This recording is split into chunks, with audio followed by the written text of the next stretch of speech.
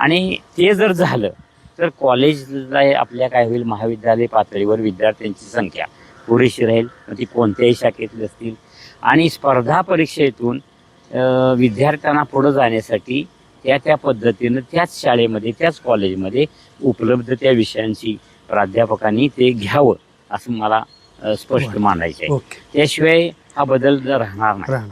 ते योग्य त्या पद्धतीने आपण जर गेलो तर कॉलेजच्या पातळीवर जे आता आज खाजगीकरणाला जे महत्त्व प्राप्त झालेलं आहे ते यामुळेच प्राप्त झालेलं आहे.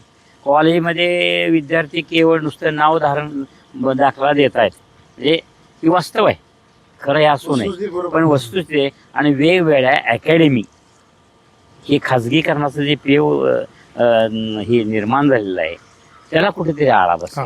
आणि त्यामुळे विद्यार्थी न कळत महाविद्यालयाकडे पाठ फिरवतात. हा मुद्दा तुमचा रास्तच आहे. महाविद्यालय नुसतं नावाला राहते आणि बाकी अकॅडमीमधूनच विद्यार्थी सर्व शिक्षण घेत आहेत.